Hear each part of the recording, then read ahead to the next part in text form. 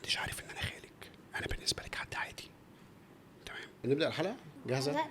فكريني باسم حضرتك. جنة. عارفه اسمي عشان بس قدام الكاميرا ما يبقاش. وليد. مهندس وليد. مهندس وليد. يلا بينا. اول حاجه، والده حضرتك اسمها منى صح؟ حنان. حنان. طب ماما ليها اخوات؟ اه.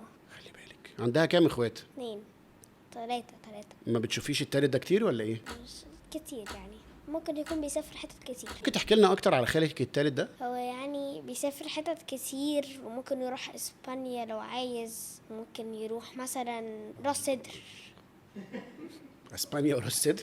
اه، اللي هو عايز يعني، هو حر. هو حر. ممكن نقول هو حر. بيشتغل ايه خاله؟ ما اعرفش. ما تعرفيش هو بيعمل ايه؟ اه. كان ممكن تقولي عادي بس ما تقوليش اسمي، اوعي تقولي اسمي. ورجعنا لكم تاني مع استاذه جنة محمد. انت قلت لي عندك خالين. 3. اكبر اتنين مين؟ اعتقد.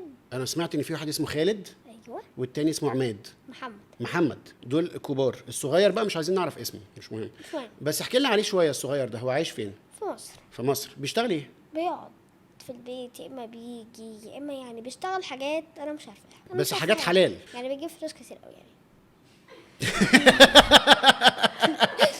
طب بيديكي فلوس؟ مش عارفه. نعم. مش عارفه يعني، في العيد ممكن يديني كتير. كويس الحمد ممكن لله. أقول. ريلي خاله ده بيعمل حاجات تضايقك؟ بس مش قوي. انت خايفه؟ لا. كان خدي راحتك عادي، مش انا. انا واخده راحتي. قولي اللي انت عايزاه.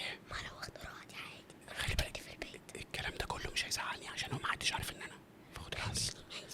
خاله الصغير ده بيضايقك في ايه؟ بيضربني. ايه؟ بس بيضربك؟ مش جامد ده ما يعني، ينفعش. هزار. هزار. ايه كمان بيعمله بيضايقك؟ بيمسكني كده برجليه، بيحشرني كده في النص ويقعد يزغطح. اوكي. لا وده حاجه عادي، متهيألي دي الخلان كلها بتعمل، يعني انا بعملها مع اولاد اختي عادي.